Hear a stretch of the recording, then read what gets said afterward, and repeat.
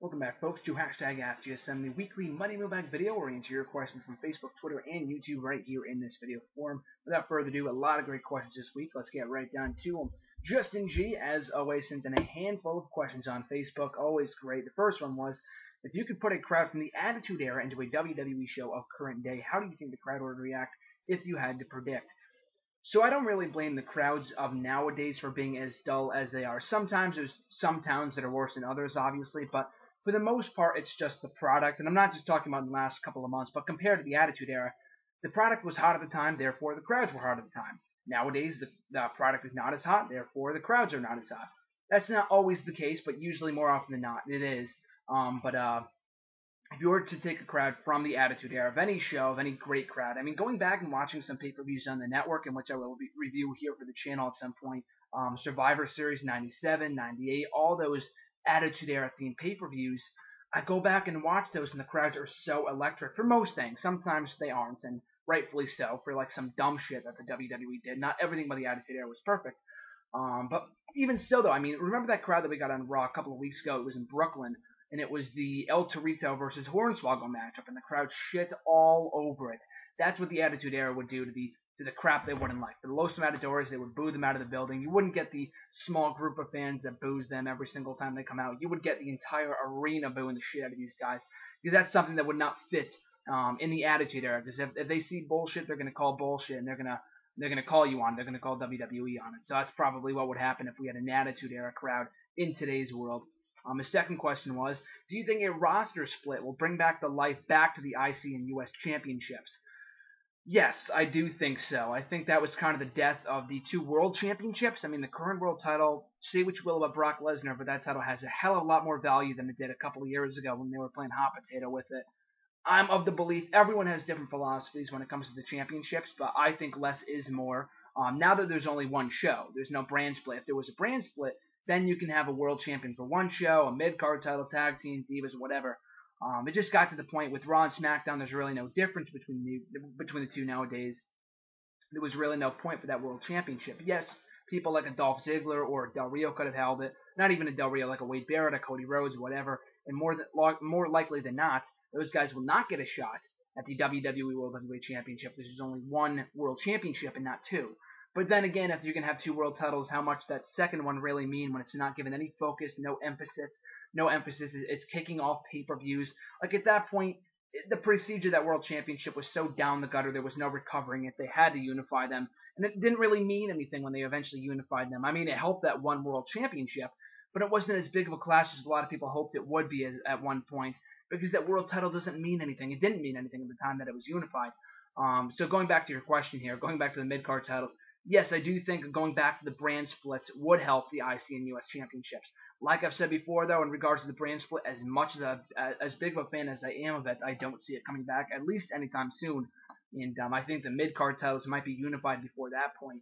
Like, I'd be fine. I'd be totally down for, like, a Bad News Barrett Sheamus unification title match, or Dolph Ziggler versus Sheamus, or Dolph Ziggler versus Cesaro, whatever, a unification title match. To get those two titles out of the way. Because the IC title means a little bit more than it did before. Now that Brock Lesnar is off TV, I've talked about this before, but Dolph Ziggler is now the de facto #1 guy because he's the guy with the championship. And I mean, I know you can count Sheamus, but Sheamus, what has he really done as United States champion in the last 6 months since he's held that title? He's defended it like all 2 or 3 times. I mean, he's a great wrestler and all, but his character is not as interesting as it once was. So to give that belt to him has done nothing for the title or for him in the last 6 months. So yeah, I would just say, as much as I like the IC title or the US Championship, I would just get rid of that one and just keep the IC title. But and that is until a roster brand split is brought back. And like I said before, I don't see that happening anytime soon. His third question was, compared to past WWE games that had story modes such as SmackDown vs. Raw 2006, WWE 2K has since tried to relive the past WWE history. Do you think that 2K will ever bring back a story mode in future games, or do you think that it will be a continuous history-driven game series? Interesting question. I mean, I'm not the biggest gamer in the world, but usually the one game of the year that I do get, I mean, I used to buy all these video games all the time. I'm not more of an Xbox guy more than I am a PlayStation guy. I'm kind of both, I guess. But even still, though, I do get the games every single year. I've yet to get 2K15, obviously. I'm going to wait till Christmas to get it, like I usually do. I'm in no rush. I don't even have the new system yet, which I'm hopefully going to get for it this Christmas. With that being said, though, I don't really see a problem with it. Like, I do love the rivalry modes that they do have in this game. I think that's very, very cool. Not only that, but it's two feuds that we haven't really explored yet. John Cena and CM Punk, yes, it's recent, but I mean, it was 3 or 4 years ago. It was one of the best feuds, one of the best angles that WWE has ever done. So I would love to relive that. I can't wait to relive that, and the graphics look awesome. And then there's also Triple H versus Shawn Michaels. In my personal opinion, and for me anyway, one of my favorite feuds of all time. I think the continuous history of that from '02 to '04 is absolutely stellar, and I'm very happy to be able to relive that as well. So I'm looking forward to doing both those things, and even Randy Orton Christian, which is a DLC, Mark Henry's Hall of Pain, the Ultimate Warrior, who I'm a big fan of as well, obviously. Some WCW storylines. So 2K15 is shaping up to be looking like a great game. I've heard a lot of great reviews from it from fans and critics alike. With that being said, though, I know like a couple of years ago, I think it was in WWE 13 that we had Attitude Era mode. Last year it was Road to WrestleMania. The story modes, I mean, they could be fun at times. Sometimes they were just really, really stupid. But that was more so when we had the brand split, and you could do one for Raw, one for SmackDown, or one for John Cena, one for Triple H, one for even Christian. So like that kind of stuff was fun. But the difference, I mean, like, yeah, I think there is going to come a point where they have to go back to doing a story mode as opposed to reliving history. Because how much of history can you really relive? We've already done WrestleMania. We've already done Attitude Era, like with Austin and Rock and the Brothers of Destruction, whatever else was in WWE 13. Like in WWE 12, I think was the last game to feature a legit story mode. And of course, in this year's game, we have Cena and Punk and H and HBK. There's only so many feuds, so many storylines, so many historic aspects of WWE that you can explore in these video games. So yes, I do agree that we're going to run into a roadblock at some point, whether it come next year or the year after. I do think they will go back to a story mode, and some of those story modes, some were better than others, like the whole United Kingdom thing with Regal and McIntyre, Sheamus and Barrett. Still, people are still talking about to this day. So I think that was a great idea in a video game, and why they never brought it to TV is beyond me. But yeah, I do think we will go back to that eventually at some point. Paul S. from Facebook, his first one was, now that Ryback is back and said to be given a big push again, do you think it would be wise for him to be repackaged slightly, still as a monster face, with different attire, finishers, etc., so other fans like me won't think he's a Goldberg ripoff anymore? So first of all, I'm very, very glad that during Ryback's return, well, bottom line is this, I'm very happy that Ryback's back for one thing, but I'm very happy that during his return last week, there was not a single Goldberg chant whatsoever. And I think the biggest thing that made people compare Ryback to Goldberg was the undefeated streak. And I mean, even after the undefeated streak ended, people were still chanting Goldberg at him. But that was more so due to the fact that it was just more so to piss him off than anything else. And I think he's kind of on the good side of the IWC. I mean, there's really no such thing as an IWC because we're all on the internet nowadays anyway. But that being said, though, I do think it would benefit him if they repackaged him slightly. Of course, still doing the Feed Me More things. That's over as all hell. Different attire, maybe. I can't really see him in trunks. Like the singlet works for him. So I don't really know what much more you can do for him to repackage him. They kind of already did that from the heel to face turn. I mean, that was the whole repackage. I mean, I know it's kind of retreading an old gimmick, but that old gimmick fucking worked. He was over as the Feed Me More monster babyface. And going back that last week was awesome for him. He was really over. Whether that continues or not remains to be seen. I mean, we'll find out tonight on Raw or in coming weeks. But I do agree that maybe with different attire, people will kind of see him differently because when they think of Ryback, they think of Feed Me More. Sure, he's over. But this is the same guy that they had him botch his push over the course of 2013. He was dead in the water. They killed him after, making the he went undefeated, or he lost almost every pay-per-view match he was involved in. From 2012 to 2013, and the whole Ryback rules thing, that whole thing fucking bombed. So maybe if they repackage him a little bit, people will see him in a different light, so he's not damaged goods. But for the most part, though, I think he's fine the way he is, because like I said before, I think the biggest similarity between him and Goldberg a couple of years ago, anyway, was the fact that not only do they look alike, I know that's one thing, but then also Goldberg looked like Stone Cold, and people didn't chant Stone Cold Goldberg.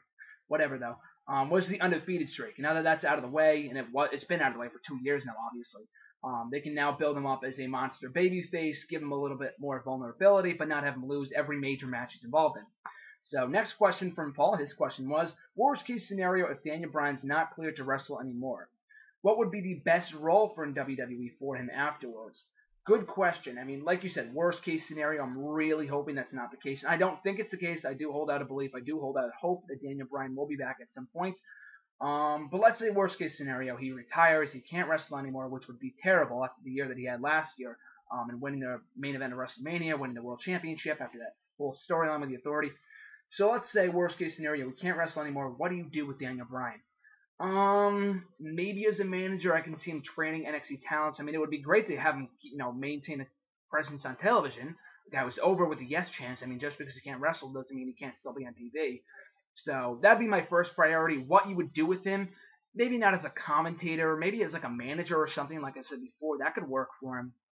But if you don't want him to be on TV, definitely training talents. I think that could be great for Daniel Bryan to kind of relay his immense knowledge of the business, of the industry to the younger talents down in NXT, where he kind of got his start, remember, 4 or 5 years ago. Not that, FCW. I mean, FCW too, but when he was in NXT, it was the show, it was the competition, all that other garbage. But even still, going back to his roots in NXT would be cool. So, yeah, I guess I could see that happening for him. But if he can't wrestle anymore, they have to keep him on TV in some capacity because he's so over. It'd be terrible to put that to waste. So probably in some capacity on TV, but in what capacity, I have no idea. Like I said before, probably a manager or something like that. His third question was, has the WWE lost faith in Bo Dallas already? Why is he being squashed all the time? So, when Paul asked this last night, this did not happen, but news broke this morning that Bo Dallas will be out with a foot injury, for the next 6 to 8 weeks. So that really sucks. And this is coming from a Bo Dallas fan. I have not always been a Bo believer, so to speak.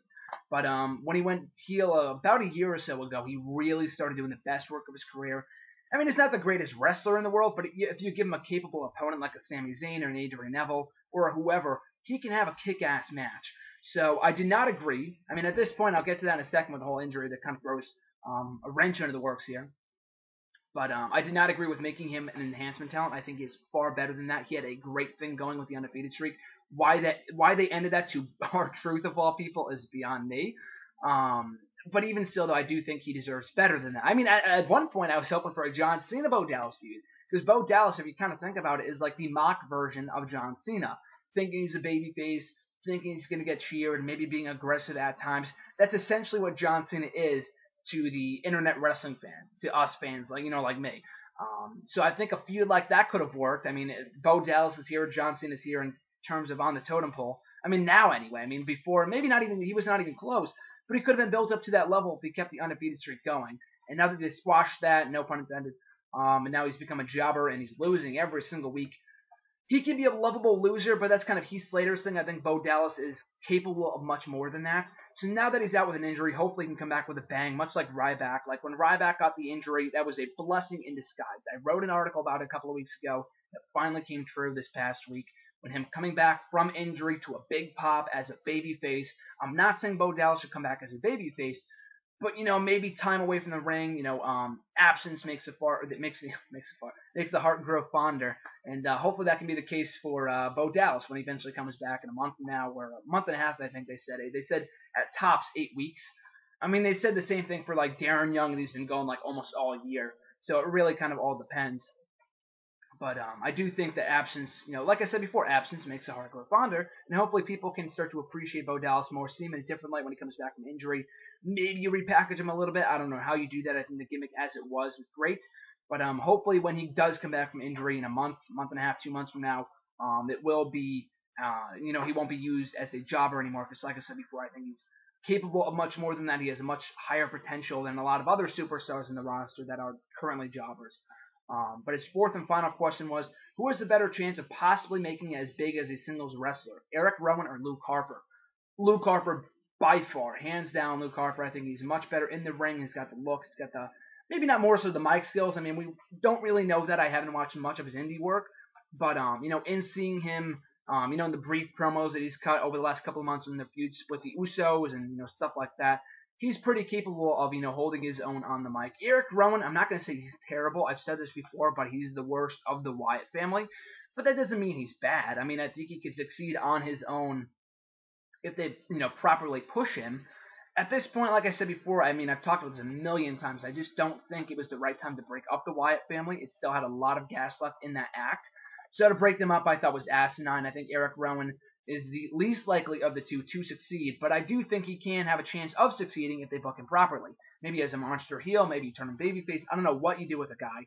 And I didn't even notice this because I was watching SmackDown last week at some website. I didn't watch it live, so I missed this. But in the UK version that I watched, they didn't put in that video that he had, that backstage segment that he had with Kane last week. I thought that was a very weird way to bring back Erick Rowan. And he was still wearing the sheet mask, so maybe he keeps that as his gimmick. I have no idea. But Luke Harper, like I said before, he's a great wrestler. Could he be a world champion? Maybe. I'm not exactly sure. But a lot of people have said, I'll continue to say it myself, I think he could be this generation's version of Bruiser Brody. I think he could be very well over as a babyface heel or whatever, because he can go in the ring, has a lot of high-flying maneuvers. He's got a great look, so hopefully they can push him properly too, coming on the Wyatt family splits.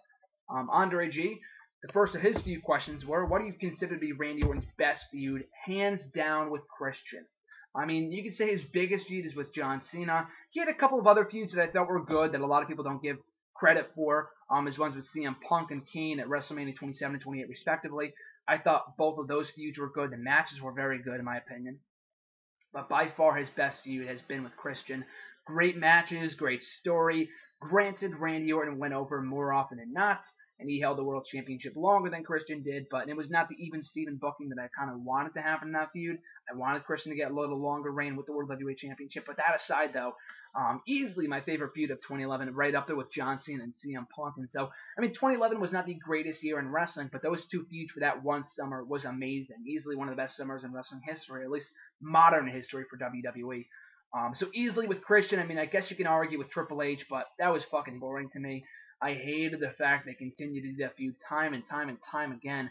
I mean, the feud going into WrestleMania 25 was good, but to do it in 04, in 05, 07, 08, to keep on doing it, I thought was very tiresome.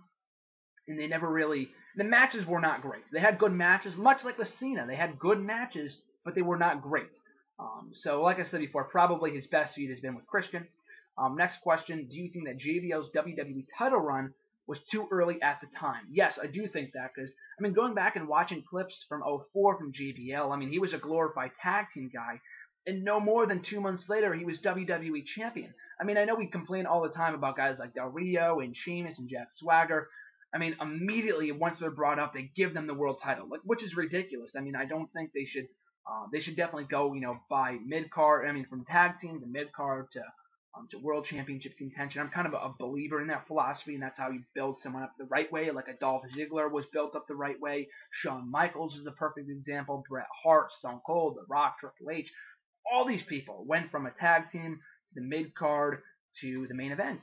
So absolutely, I do think it was too early for JBL at the time, because he went from being a part of the APA in like 04 to becoming WWE champion. I mean, I know he had the whole makeover and he was getting good heat, but I mean, he was not the greatest wrestler in the world. I mean, if they gave him some time to flourish and, to have him work on the gimmick and, slowly get over with it, it could have been worked out better. I mean, he had a good reign as WWE champion, but he lost almost all of his title defenses, be it like DQ and stuff like that. He did not have the best matches in the world. And it was probably due to the fact they never really had much roster depth on SmackDown at the time, like 04. I think it was right around the time that Lesnar left and Kurt Angle got injured. So they really didn't have much else to do on the SmackDown side of things. They didn't have any potential contenders for Eddie Guerrero.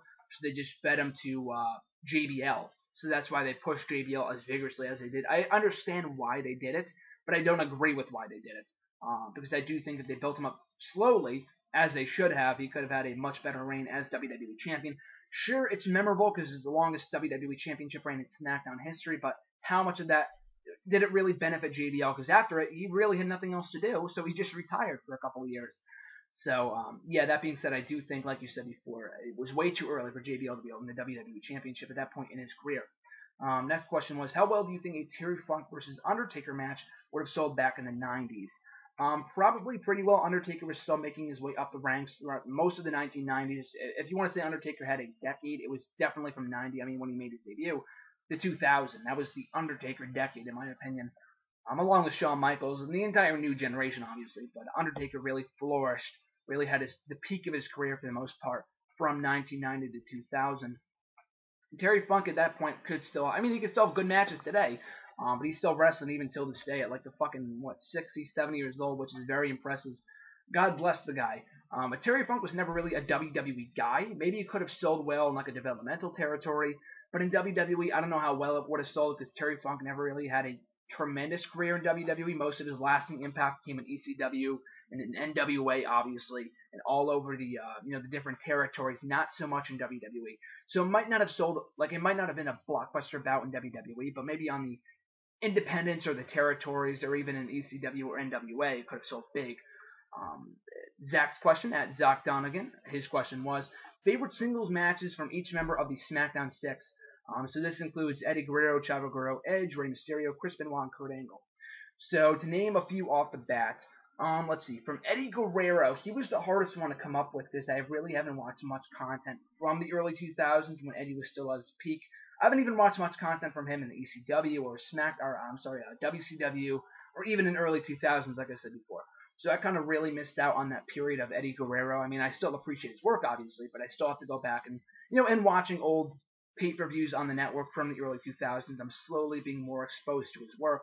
But of the Eddie Guerrero matches that I've seen, I really liked his match with Kurt Angle at WrestleMania 19, I want to say. Was it WrestleMania 20? It was WrestleMania 20, I'm sorry, because that was the same year that Benoit won the world title. I'll get to that in a minute, too. But yeah, I think his match with Angle at WrestleMania 20 was very, very good. I have to go back and watch more of his matches, obviously, to be more specific with this question. But of the Eddie Guerrero matches that I've seen, his match with Kurt Angle at WrestleMania 20 for the WWE Championship, Chavo's best matchup. I mean, I've never really been a big Chavo fan. He's never really done anything for me as a wrestler. He's not the most charismatic guy in the world, and this TNA world bored me to tears because all he was doing was, saluting, paying tribute to Eddie in every single one of his freaking matches. So like I said, I appreciate Eddie Guerrero. I appreciate Chavo Guerrero, but I've never been the biggest fan. But that being said, though, my favorite Chavo match, if I had to name one, probably his match with Rey Mysterio at, what was it, Great American Bash, I think 2004. They did a long feud over the Cruiserweight Championship that year. And I thought that was a great match between Chavo and Rey Mysterio at the Great American Bash 04 for the Cruiserweight title. Edge's best match. This is going to be the first match of the people that I've named that is not with another member of the SmackDown 6. My favorite Edge match would have to be the Hell in a Cell match with Undertaker at the 2008 SummerSlam event. I thought that was a fantastic match and easily one of the best Hell in a Cell matches in history. Maybe not in the top 5, but one of my favorite Hell in a Cell matches, I guess I should say. But that was a tremendous feud, great match. Other Edge matches that I really enjoyed is matches with John Cena. The Unforgiven one I thought was stellar. And of course some other ones over the years, but my favorite Edge match would have to be the one with The Undertaker at SummerSlam 2008. My favorite Benoit match, or before that, my favorite Rey Mysterio match. Again, never really been the biggest Rey Mysterio fan, and going back and watching old pay-per-views in the network, I've been more exposed to Rey Mysterio matches from the early 2000s in WCW. But this is going to come as a curveball the most, but probably his match with John Cena at the July 25th episode of Monday Night Raw for the WWE title. I thought that was a fantastic matchup. That does not usually get the credit that it deserves because it happened on an episode of Raw, not on pay-per-view.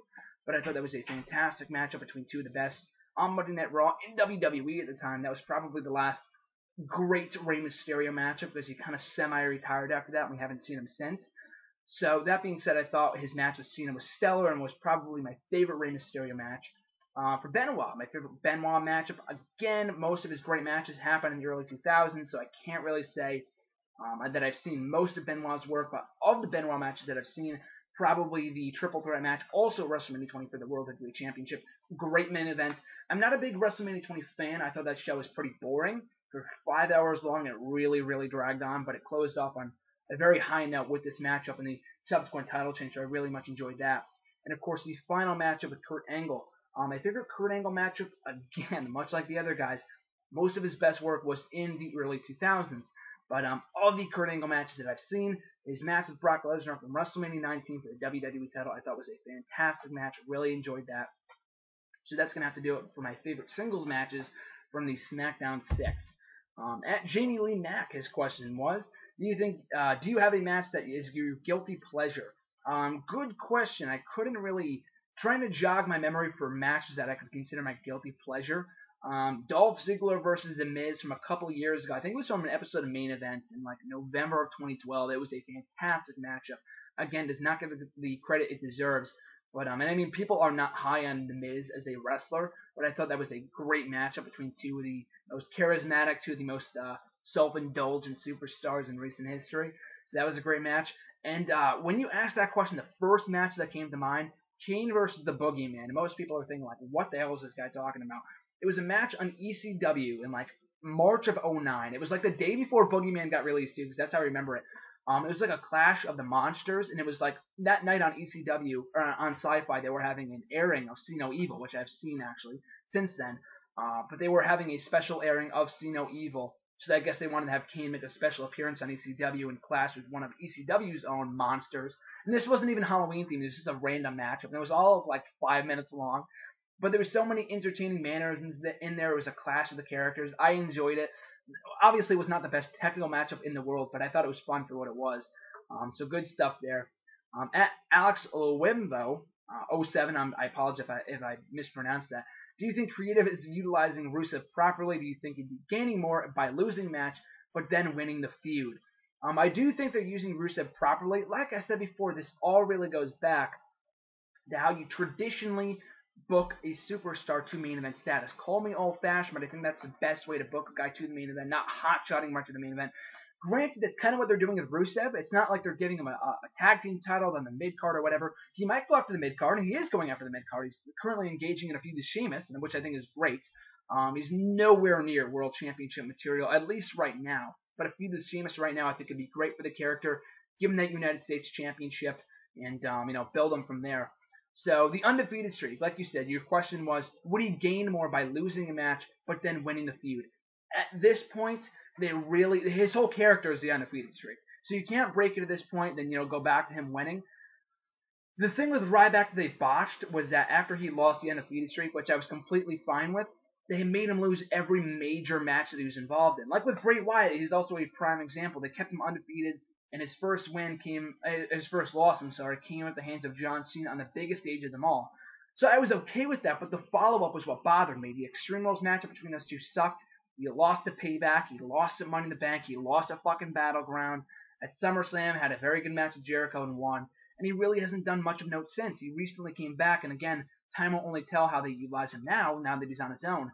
But it's all about the follow-up. They can have him lose a matchup, it's okay, but as long as they follow up with it properly by not making his character all about the undefeated streak, he can bounce back accordingly, then it's okay. Like with Goldberg, again, it goes back to that streak.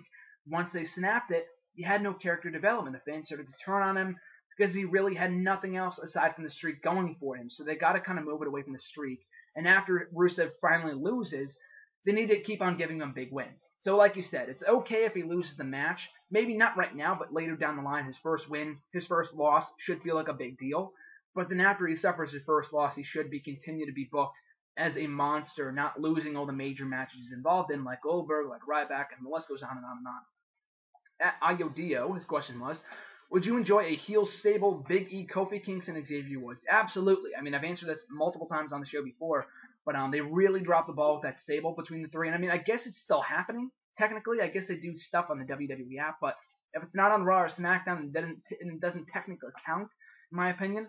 So that kind of sucks. And they're also baby faces on the app, too. I mean, as a heel stable, the whole point of that stable was for them to be, underutilized. We're going to get what we deserve. We're standing up. We're being underrated. Or we are underrated. We're being overlooked. That was the whole point of the heel stable. But as babyfaces, as a comedy act, it really makes no sense. It's just a trio of three guys just having fun, which is okay. But it would have worked better if it was a heel stable, because Kofi Kingston has never been heel before, and it would have been interesting. So, yes, I would enjoy that. Do I expect them to do it? Probably not. They dropped the ball on it months ago by not featuring it on TV prominently. So that sucks, but it's still a thing, but they're not heel, so it's not the same. At Cody Collier 12, his question was, what do you think is the most underrated match and overrated match of Daniel Bryan's WWE career in your opinion? Great question. Underrated versus The Miz and Night of Champions 2010. That match does not get enough credit. Overrated matchup, I love this match with CM Punk at Over the Limit 2012, but I did not think their Money in the Bank match was great. It was no disqualification, but I really wanted them just to have a straight-up wrestling match. Adding the whole hardcore element to it, I did not like that. I didn't think it was a bad match. It just wasn't like a stellar match. His matches with Orton last year, I can't really call them overrated because people weren't really praising them, but his matches with Randy Orton late 2013 were just not as good as they could have been. And they had a lot of great matches early on in the year when Randy Orton was still a babyface, but it's weird because once Randy Orton went heel, they never really had that same magic in the ring. So yeah, those would probably be my most underrated and overrated matches of Daniel Bryan's WWE career. At Brad Burdar, his question was, to have success in the main roster, or Tyler Breeze and Bayley have to change / modify certain aspects of their gimmicks?